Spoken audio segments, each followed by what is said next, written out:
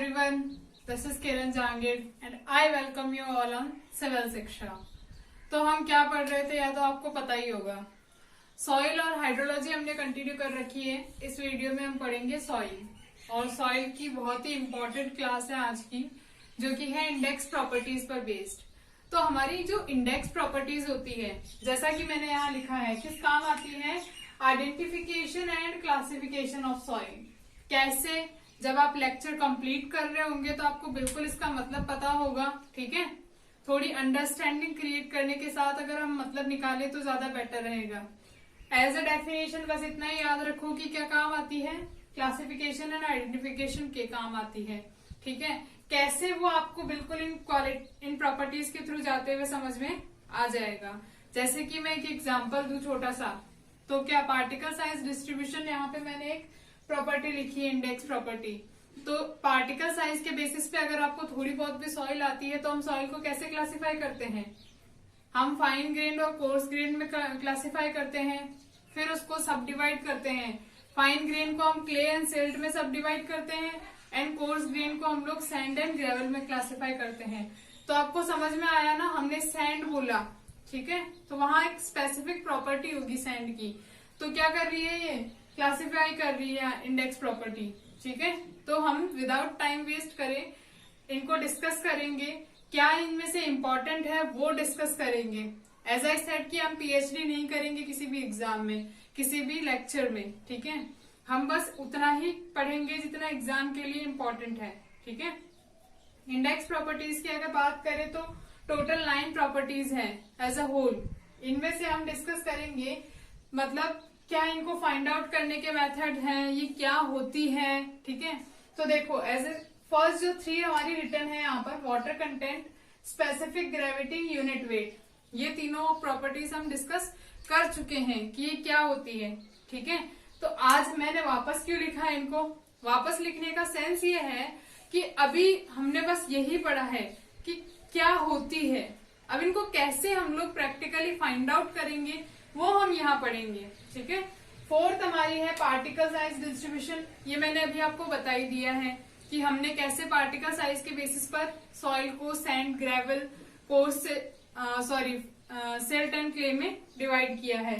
अब मैं बात करूं कंसिस्टेंसी ऑफ सॉइल, तो कंसिस्टेंसी का सीधा सीधा मतलब होता है कि आप किसी भी सॉइल को डिफॉर्म कितना इजीली कर पा रहे हो, ठीक है, या मोल्ड कितना इजीली कर पा रहे हो। मतलब मैंने आपको ब्रीफ इंट्रोडक्शन दिया है कंसिस्टेंसी का। कंसिस्टेंसी हमारे लिए बहुत ही इंपॉर्टेंट रहती है, इसमें लिमिट्स आती है अलग अलग, और उनको फाइंड आउट करने के मेथड्स हम लोग डिस्कस करेंगे। उनसे क्वेश्चंस बहुत ज्यादा बनते हैं कंसिस्टेंसी से, जैसे कि लिक्विड लिमिट, प्लास्टिक लिमिट, कैसे ग्रांडे चार्ट, ओके। तो यहाँ से बहुत ज्यादा क्वेश्चन बनते हैं। एक क्वेश्चन बनता है हमारा पार्टिकल साइज डिस्ट्रीब्यूशन से, ठीक है। फिर हम आ जाते हैं sensitivity, thixotropy, activity and collapsibility, okay. तो ये चारों प्रॉपर्टीज बहुत छोटी छोटी सी प्रॉपर्टीज है, लेकिन समझने लायक है, ठीक है। इनसे थ्योरेटिकल क्वेश्चंस मोस्टली पूछा जाता है। स्टार्ट करते हैं अपन। पहली हमारी जो प्रॉपर्टी है वाटर कंटेंट। तो वाटर कंटेंट मैंने आपको पिछले लेक्चर में बताया था क्या होता है। W से डिनोट करते हैं, स्मॉल w से, और क्या होता है? Wait of water divided by weight of solids. अब परसेंटेज में रिप्रेजेंट करते हैं तो मल्टीप्लाइड बाय 100 आएगा, ओके। और लिमिट मैंने क्या बताई थी कि W जो है उसकी कोई अपर लिमिट डिफाइन नहीं है, ग्रेटर देन इक्वल टू 0 होगा, ठीक है। यहां तक बात अपनी हो चुकी थी। अगली जो अपनी बात होनी है इस लेक्चर में, इस पूरे लेक्चर में हम 2 ही प्रॉपर्टी डिस्कस करेंगे, वाटर कंटेंट और स्पेसिफिक ग्रेविटी। तो वाटर कंटेंट में हमारी जो इस पे बात होगी वो बात किस पे होगी? केवल कि कैसे हम इसको फाइंड आउट करेंगे। अब फाइंड आउट करने के लिए देखो बहुत सारे मेथड्स अवेलेबल होते हैं, ठीक है। आप ये बोलो कि जब एक मेथड अवेलेबल था तो 10 मेथड अवेलेबल करवाने की क्या जरूरत थी, ठीक है। तो इसका सीधा सा जवाब है कि जब आपके पास सीलिंग फैन होता है तो आपको टेबल फैन की जरूरत क्यों है, ठीक है। तो जहां अप्रोप्रिएट है जो मेथड, वहां वो मेथड हम लोग यूज करेंगे। अब मैंने लिखे तो यहाँ पर 8 मेथड है, देखो, oven dry method, pycnometer method, calcium carbide method, sand bath method, radiation method, alcohol method, torsion balance method, proctor needle method. चाहो तो स्क्रीनशॉट ले लो। 8 मेथड इसके फाइंड आउट करने के हैं। अब 8 मेथड लिखे और मैंने बोला कि हम केवल वाटर कंटेंट इस लेक्चर में डिस्कस करेंगे, तो क्या हम 8 मेथड पढ़ेंगे क्या? नहीं, मैंने वीडियो के स्टार्टिंग में ही बोल दिया था कि हम केवल उतना ही पढ़ेंगे जितना एग्जाम में पूछा जाता है। तो हम पढ़ेंगे ओवन ड्राई मेथड डिटेल में, पिक्नोमीटर डिटेल में। अब यहाँ पे कैल्शियम कार्बाइड मेथड जो है वो हमारे लिए थोड़ा सा इम्पोर्टेंट क्यों रहता है कि इससे डायरेक्टली क्वेश्चन पूछा जाता है। जैसे थ्योरेटिकल क्वेश्चन अगर आपको पूछा जा रहा है, और आपको क्वेश्चन किस तरीके से पूछा जाएगा कि फील्ड में अगर हमें water content instantly find out करना है। ओवन ड्राइंग में देखो अभी आपको पता चलेगा कि 24 आवर लगते हैं, ठीक है, हम हीट अप करते हैं वाटर को इवोपरेशन के लिए, ठीक है। और पिक्नोमीटर मेथड भी टाइम कंज्यूमिंग है, क्यों वो अभी आपको पता चलेगा। लेकिन जो हमारा कैल्शियम कार्बाइड मेथड है उसमें ज्यादा टाइम नहीं लगता है। तो हम फील्ड में जो टेस्ट यूज करेंगे वाटर कंटेंट फाइंड आउट करने के लिए, वो वाटर कंटेंट ये कैल्शियम कार्बाइड मेथड हम लोग यूज करेंगे। बाकी सारे मेथड्स के केवल नाम याद रखो, इनसे कोई क्वेश्चन नहीं पूछा जाता। इन डिटेल जाकर पूछा जाएगा, केवल नाम पूछ सकते हैं और कुछ नहीं, ठीक है। तो फर्स्ट मेथड स्टार्ट करते हैं हम लोग, क्या, ओवन ड्राइंग मेथड। इसका आपको याद हो जाना चाहिए। अभी तक कैल्शियम कार्बाइड मेथड इंपॉर्टेंट क्यों है, क्योंकि फील्ड में हम लोग इसी को मोस्टली यूज करते हैं, ठीक है। ओवन ड्राई मेथड हम स्टार्ट कर रहे हैं। जैसा कि नाम में ही लिखा है कि ओवन में हम इसको, ओवन ड्राई मतलब ओवन में ड्राई कर रहे हैं, ठीक है। तो हम क्या करेंगे, एक जार लेंगे, ठीक है। क्या लेंगे, हमने एक जार लिया। Obviously water content find out करना है तो हमारे पास सॉइल सैंपल तो होगा ही, ठीक है। इसको हम क्या करेंगे, जार को वेग कर लेंगे। वे करेंगे तो इसका जो वे आएगा, एम्प्टी वेट, वो आएगा W1, ठीक है। इसमें हम क्या करेंगे, हमारा जो मॉइस्ट सैंपल है, moist sample, obviously water content निकालना है तो पानी तो होगा उसमें थोड़ा बहुत, तभी तो मॉइस्ट बोल रहे हैं, ठीक है। इसमें हमने उसको सैंपल को क्या किया, फिल कर दिया, ठीक है। सॉइल सैंपल हमने फिल कर दिया। इसमें कुछ सॉइल सैंपल था, वाटर सॉलिड्स थे और कुछ वाटर अवेलेबल था, ठीक है। तो वेट ऑफ वाटर, ठीक है। अब इसको हमने सॉइल सैंपल फिल करने के बाद वे किया तो ये वे आया हमारा W2, ओके। W2 किस किस का वेट है, देखो एम्प्टी का तो है ही, मतलब जार का वेट तो है ही, plus weight of solids and weight of water, ठीक है। अब हमने क्या किया, हमने इसको हीट किया, ओवन में इसको प्लेस किया। क्या किया, ओवन में ड्राई किया इसको 24 आवर के लिए। कितने टाइम के लिए, 24 आवर के लिए। टेम्परेचर कितना रखेंगे इसका मैं पूरा आपको डिस्कशन करूंगी। अभी टेम्परेचर की बात मैं इसलिए नहीं कर रही हूँ क्योंकि सारी सॉइल्स के लिए, मतलब इनऑर्गेनिक, ऑर्गेनिक, जिप्सम कंटेनिंग, सबके लिए क्या होगा, अलग अलग होगा, ठीक है। तो हमने क्या किया, ओवन में रखा 24 आवर के लिए। और अब इसका सैंपल में क्या बचेगा, ओवन ड्राई कर लिया हमने तो वाटर बचेगा क्या, वाटर नहीं बचेगा। अब हमारे पास केवल क्या बचा, वेट ऑफ सॉलिड्स, ओके। और इसको हमने वे किया वेइंग मशीन पे तो हमें मिला W3, ठीक है। W1 एम्प्टी कंटेनर का वेट है, W2 मॉइस्ट सैंपल के साथ कंटेनर का वेट है, W3 जो है वो हमारी ड्राई सॉइल का वेट है, ठीक है। अब वाटर कंटेंट की डेफिनेशन में देखो, फॉर्मूले में क्या है, wait of water divided by weight of solids. निकालो यहां से वेट ऑफ वाटर, कैसे निकालोगे, वेट ऑफ वाटर कहाँ है, देखो ये वेट ऑफ वाटर है W2 में, ठीक है। ये हमें निकालना है, कैसे निकालेंगे, अगर हम W2 में से W3 को माइनस कर दें तो हमें वेट ऑफ वाटर मिल जाएगा क्या, क्या आया हमारा, weight of water W2 minus W3, okay. Weight of water मिल गया भाई, न्यूमरेटर तो मिल गया, डिनोमिनेटर में क्या है, वेट ऑफ सॉलिड्स। कैसे निकालेंगे wait of solids, wait of solids अगर W3 में से हम W1 माइनस कर दें तो हमें क्या मिल जाएगा, वेट ऑफ सॉलिड्स मिल जाएगा, ओके। अब वाटर कंटेंट क्या हो जाएगा हमारा, एज पर oven drying method W2 minus W3 weight of water divided by W3 minus W1, okay, weight of solid, क्योंकि परसेंटेज में रिप्रेजेंट करते हैं, मल्टीप्लाइड बाय 100, ओके। तो ये हमारा जो है फाइनल रिजल्ट हो गया, ठीक है। इसमें से आपको ये रिजल्ट डेफिनेटली फॉर श्योर याद रखना है, क्योंकि डायरेक्ट क्वेश्चन पूछते हैं इस पे, ठीक है। अब जैसा कि मैंने बोला कि सारी सॉइल के लिए टेम्परेचर अलग अलग होता है, उसका क्या मतलब था वो देखो। यहाँ देखो, अगर हमारी सॉइल जो है वो इनऑर्गेनिक इन नेचर है, कैसी है, इनऑर्गेनिक, मतलब जिसमें ऑर्गेनिक कंटेंट नहीं है, ठीक है, तो उसका जो टेम्परेचर रेंज रहेगी वो रहेगी 105 degree to 110 degree Celsius, okay. अब देखो, इसको भी हमने लिमिट क्यों किया है वो मैं बताऊंगी आपको। अगर हमारी सॉइल जो है ऑर्गेनिक इन नेचर है, ठीक है, ऑर्गेनिक इन नेचर है, तो टेम्परेचर जो है हमने लिमिट किया है 70 डिग्री सेंटीग्रेड पर।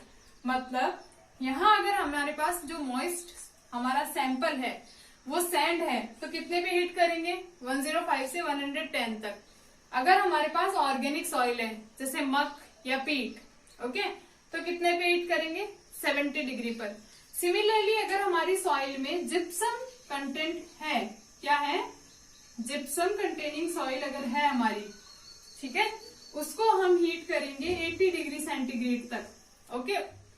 ये जो है हमारी अपर लिमिट है, इससे ज्यादा नहीं जाएंगे, ठीक है। ये तो बात हो गई कि टेम्परेचर कितना रखेंगे। अब लिमिट क्यों किया है वो सुनो। अगर हमने इनऑर्गेनिक सॉइल को 105 डिग्री से 110 डिग्री से ज्यादा हीट किया तो क्या होगा, स्ट्रक्चरल वाटर का लॉस हो जाएगा। क्या होगा, स्ट्रक्चरल वाटर का लॉस हो जाएगा। इसलिए हम क्या करेंगे, अगर स्ट्रक्चरल वाटर का लॉस हो गया, स्ट्रक्चरल वाटर हम पढ़ेंगे आगे, धीरे धीरे जब आगे बढ़ रहे हैं अपन, तो स्ट्रक्चरल वाटर पढ़ेंगे। टाइप्स ऑफ वाटर जो होते हैं सॉइल में अवेलेबल, एडजॉर्ब वाटर होता है, एब्जॉर्ब वाटर होता है, कैपिलरी होता है, ठीक है, तो उनमें पढ़ेंगे हम लोग। अब ये तो हो गया पहली बात, अगर स्ट्रक्चर चेंज हो गया, सॉइल स्ट्रक्चर से स्ट्रक्चरल वाटर लॉस हो गया, तो सॉइल की जो प्रॉपर्टीज है वो वेरी कर जाएंगी।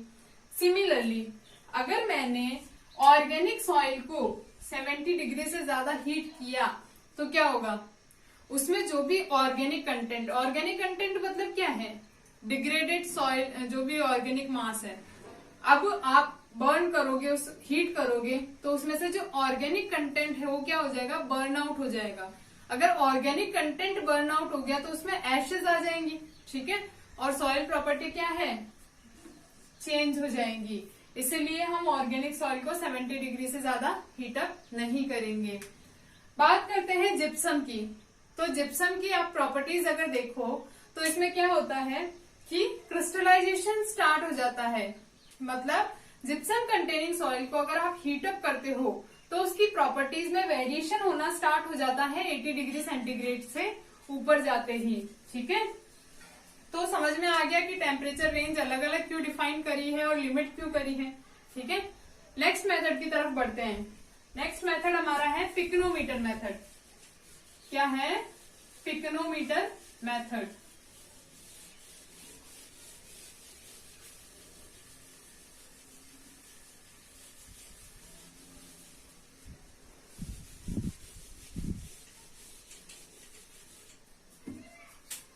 सेकंड जो हमारा वाटर कंटेंट फाइंड आउट करने का मेथड है, तो आपके दिमाग में सबसे पहली चीज तो ये आनी चाहिए पिकनोमीटर क्या होता है। तो अगर थोड़ा बहुत भी कॉलेज गए हो और लैब अटेंड करी है तो आपको पता होगा कि क्या होता है। अगर नहीं पता है तो थोड़ा सा मैं बता देती हूँ, अदरवाइज आप गूगल कर लेना, ठीक है। कर ही लो, बाद के लिए तो छोड़ो ही मत। इंजीनियर्स बहुत ही ज्यादा कामचोर होते हैं, तो बाद के लिए छोड़ा हुआ तो रह ही जाएगा। देखो ये क्या होती है, ग्लास बॉटल होती है कुछ इस तरीके की। पिकनोमीटर क्या होता है, एक तरह से ग्लास बॉटल होती है जिस पर कॉपर लिड लगी होती है इस तरह की, ठीक है। कैप होता है इसका कॉपर का, ठीक है। और इसमें एक यहाँ पे क्या होता है, होल होता है, ठीक है। ऐसा होता है पिक्नोमीटर। रफली मैंने बता दिया, ग्लास बॉटल होती है, ये इसका ढक्कन है, ठीक है। जो कॉपर लिड होती है, इसमें एक होल होता है। अब हम लोग जो यूज करेंगे वो जनरली 900 ml का पिक्नोमीटर हम लोग यूज करेंगे, ठीक है। अब कैसे यूज करेंगे वो देखो। Obviously water content find out करना है, तो सॉइल सैंपल क्या होगा, मॉइस्ट सॉइल होगी। तो देखो मैं पूरे दिन ये नहीं बनाऊंगी पिक्नोमीटर, आप समझ जाना कि ये कंटेनर पिक्नोमीटर ही हमारा, ठीक है। हमने सबसे पहले एम्प्टी का वेट लिया W1, ठीक है। सेकंड स्टेप में हमने क्या किया, इसमें सॉइल सैंपल हमने फिल कर दिया, ठीक है। अब उस सॉइल सैंपल में क्या होगा, वेट ऑफ सॉलिड्स, और मॉइस्ट है तो वाटर भी होगा, वेट ऑफ वाटर, ओके। और इसको हमने वे किया तो हमारे पास क्या आ गया, इसके साथ सैंपल के साथ हमने वे किया, W2 वेट आया अपना, ठीक है। फिर क्या करो, अब जो रिमेनिंग हमारे पास वॉल्यूम बची हुई है, उस वॉल्यूम में क्या करो आप, पहले इस वॉल्यूम में क्या थी, एयर भरी हुई है ना, यहाँ पर इस वॉल्यूम की हम बात कर रहे हैं जो एम्प्टी था हमारा कंटेनर, ठीक है। अब इस वॉल्यूम में हम क्या करेंगे, वाटर फिल कर देंगे। ये तो हमारे सॉइल सॉलिड्स हैं ही, रिमेनिंग वॉल्यूम में पूरी में हम वाटर फिल कर देंगे। और वाटर फिल करने के बाद हम इसको फिर से क्या करेंगे, वे करेंगे। तो हमारा जो वे आया हुआ है W3। अब क्या करेंगे, हमारा जो नेक्स्ट स्टेप रहेगा, हम बॉटल को खाली करेंगे, पिक्नोमीटर को, ठीक है, खाली करेंगे, उसको क्लीन करेंगे, साफ, ठीक है। और फिर उसको फिल कर देंगे हम पूरा वाटर से, ठीक है। अब उसमें हम सॉइल नहीं डाल रहे हैं, पूरे में हम क्या फिल कर रहे हैं, वाटर फिल कर रहे हैं। और इसको वे करा तो हमारे पास आ गया W4, ठीक है। एक्सपेरिमेंटल कहानी यहाँ खत्म हुई। अब बात आती है कैलकुलेशन की। एक बार जल्दी से मैं ब्रीफ कर देती हूँ। एम्प्टी का वेट लेना है, सॉइल सैंपल फिल करना है जिसमें वाटर कंटेंट कुछ अवेलेबल है। उस सॉइल सैंपल में रिमेनिंग वॉल्यूम जो कि मैंने रेड से मार्क किया है, उसको आपको नेक्स्ट स्टेप में वाटर से फिल कर देना है। फोर्थ स्टेप में आपको क्या करना है, पूरी बॉटल में से सॉइल सैंपल को खाली करना है और बॉटल में पानी भरना है। पानी भर के उसका वे करेंगे तो W4 आएगा, ठीक है। W1, W2, W3, W4 लिखने की जरूरत तो नहीं है ना, समझदार हो थोड़े बहुत तो। अब देखो एक्सपेरिमेंटल बात खत्म हो गई, आ जाते हैं कैलकुलेशन पर। W का फॉर्मूला क्या था हमारा, weight of water upon weight of solids into 100, okay. अब देखो wait of water and weight of solid निकालो। कैसे निकालोगे, वेट ऑफ वाटर की बात करते हैं, न्यूमरेटर की। अगर बताओ कैसे निकालोगे, वेट ऑफ वाटर निकालना है, W2 माइनस W1 आपने किया, कंटेनर का मतलब पिक्नोमीटर का वेट कैंसिल आउट हो गया, ठीक है। अब हमारे पास बच गया wait of water plus weight of solid. लेकिन हमें चाहिए क्या, वेट ऑफ वाटर। हम क्या माइनस कर देंगे इसमें से, wait of solids divided by weight of solid. अब देखो इसको फर्दर थोड़ा सॉल्व करो, क्या आ गया हमारे पास, W2 minus W1 divided by weight of solids -1, okay. इसके मल्टीप्लीकेशन में 100 आएगा, याद रखना। अब कहानी अटक गई हमारी, कहाँ आकर, वेट ऑफ सॉलिड्स पे आकर। क्योंकि हमारा सॉइल सैंपल अननोन है और हमने सॉइल सैंपल यहाँ लिया है, तो हम वेट ऑफ वाटर तो कैलकुलेट कर लिया, वेट ऑफ सॉलिड कैसे कैलकुलेट करें, ठीक है। तो आगे की जो मैं रामायण करने जा रही हूँ इसमें, उससे आपको 2 फैक्ट पता चलेंगे।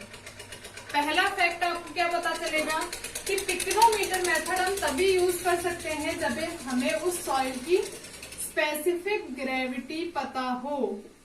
क्या हो, specific gravity must be known.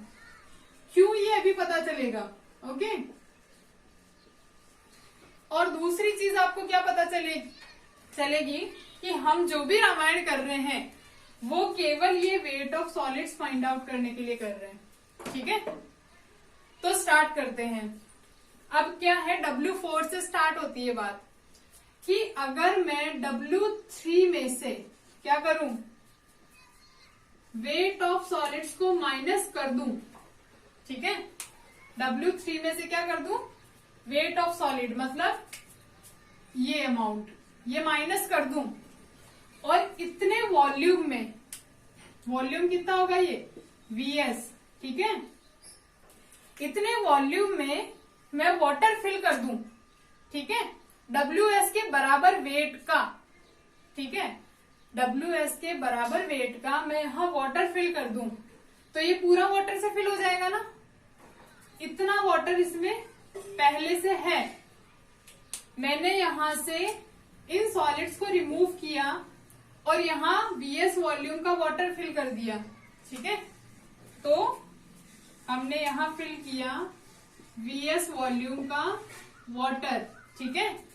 Wait निकालना पड़ेगा ना, फिल कर रहे हैं तो, क्योंकि हमारी जो इक्वेशन चल रही है वेट में चल रही है, ठीक है। और गामा डब्ल्यू क्या होता है, wait of water divided bye, sorry, अगर आपको क्या निकालना है, gamma W weight upon volume होता है ना, ठीक है। अब यहां से आपको वॉल्यूम वेट निकालना है, तो क्या करोगे आप, वॉल्यूम को गामा डब्ल्यू से मल्टीप्लाई कर दोगे। तो यही हमने किया, क्योंकि हमारी इक्वेशन वेट में चल रही है तो हमें ये भी वेट में प्लेस करना पड़ेगा। ओके, यहाँ की बात खत्म हुई। नेक्स्ट जो हमारी बात आती है कि अब हमारे पास तो Vs भी अवेलेबल नहीं है, ठीक है, तो हमें Vs को भी रिमूव करना पड़ेगा। लेकिन इससे पहले यहाँ एक इंटरेस्टिंग फैक्ट क्या आया कि ये किसके बराबर हो गया, W4 के, क्योंकि पूरे में वाटर हो गया। अब हमने इस सॉलिड को हटाया और इसमें पानी डाल दिया, ठीक है, तो ये पूरा पानी से भर गया ना, और ये भी पूरा पानी से भरा है, तो ये दोनों इक्वल हो गए अब, ठीक है, ये इक्वेशन आ गई। अब हमें क्या करना है, ये Vs को यहां से हटाना है, क्योंकि हमारे पास Vs भी नहीं है, ठीक है। ये हटाने के लिए हम क्या करते हैं, देखो, आपको यूनिट वेट ऑफ सॉलिड्स याद है, क्या होता है यूनिट वेट ऑफ सॉलिड्स, बताओ क्या होता है। ये होता है wait of solids divided by volume of solids, ठीक है, और ये इक्वल होता है और किसके, G गामा W के। कैसे, क्योंकि हमारा G क्या होता है, gamma S upon gamma W, कुछ याद आया, ठीक है। अब देखो हमें क्या करना है, हमें इसका यूज करना है, Vs को हटाना है। कैसे हटाओगे Vs को, Vs की जगह आप क्या प्लेस कर दोगे, Vs को उधर ले जाओ, G गामा W को नीचे ले आओ, क्या आ जाएगा हमारा, हमारा आ जाएगा W3 minus WS plus WS into, ये गामा W पहले का ही है यहाँ, डिवाइडेड बाय क्या आ रहा है वहां, G गामा W, ठीक है। अब देखो गामा W से गामा W कैंसिल, यहां से वेट ऑफ सॉलिड्स निकल जाएगा ना अपना। कैसे, देखो W3 माइनस W4, इधर उधर घुमा ही रही हूं, ज्यादा कंफ्यूज मत होना, into WS 1 minus 1 upon G, ठीक है। ये इसको आप सिंप्लीफाई करोगे तो आ जाएगा। अपना मेन मोटिव क्या था, WS फाइंड आउट करना। वर्क कितना आ गया, W3 minus W4 divided by, ये देखो G divided by G minus 1, ठीक है। ये WS आ गया, पुट करो, फॉर्मूला क्या है हमारा,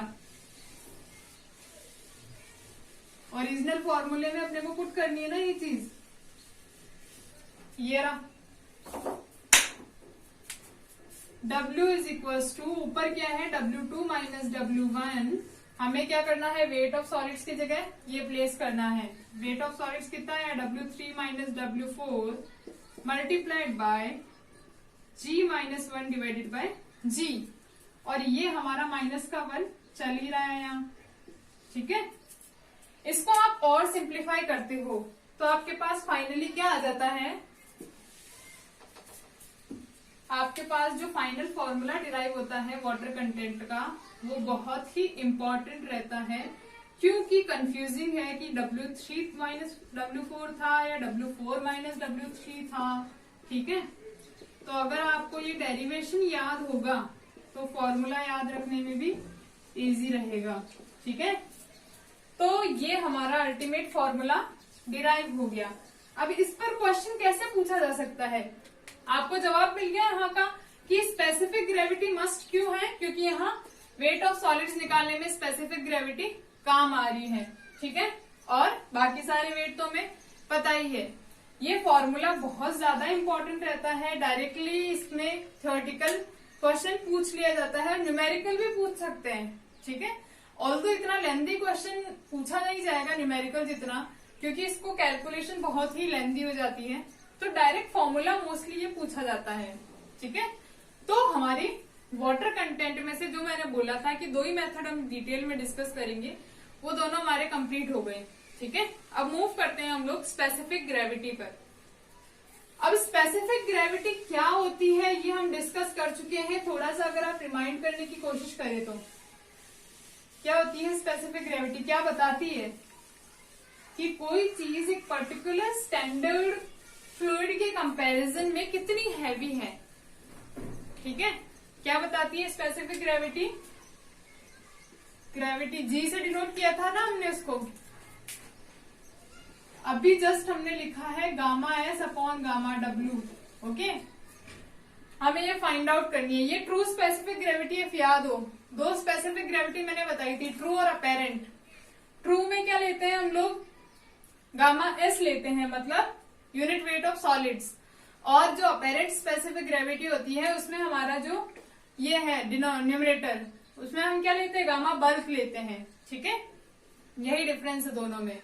अब इसमें जो इम्पोर्टेंट मेथड है जिससे क्वेश्चंस नॉर्मली पूछा जाता है वो है pycnometer method, specific gravity by pycnometer method. ठीक है, तो पिक्नोमीटर कैसा होता है ये तो आपको अभी पता चल ही गया है।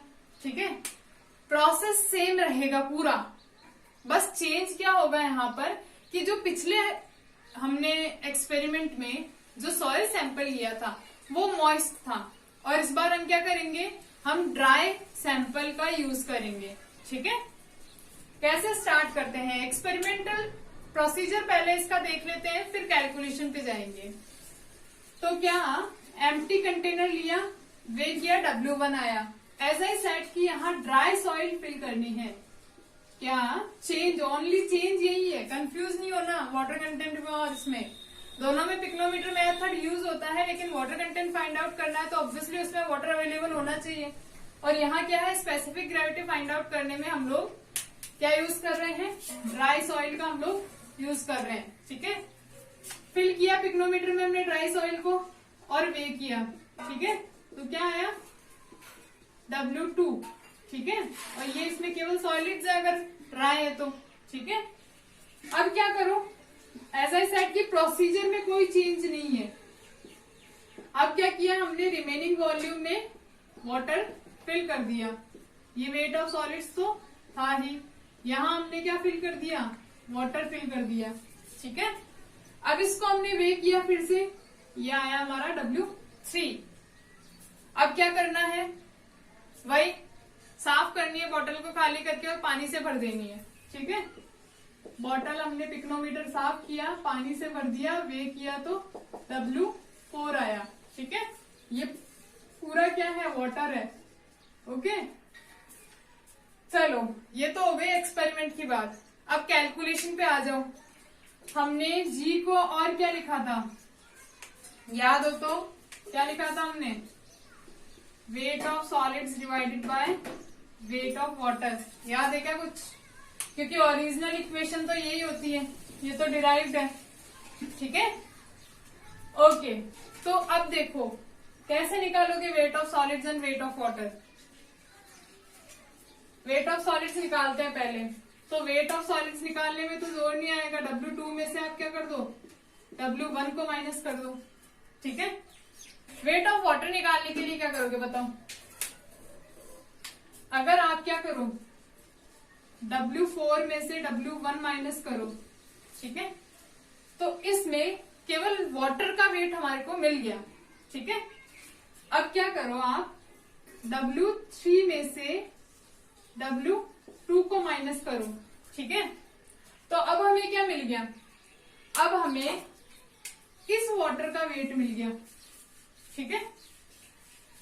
लेकिन हमें चाहिए तो वेट ऑफ सॉलिड्स। तो अगर हम इस वाटर के वेट में से इस वाटर के वेट को माइनस कर दे तो यही बचेगा ना, कर दो माइनस, हो गई स्पेसिफिक ग्रेविटी का फॉर्मूला डिराइव। क्या है original formula, W2 minus W1, और ये W2 माइनस W1 क्या है, ड्राई वेट है ना, क्योंकि सॉइल हमारी क्या है, ड्राई है।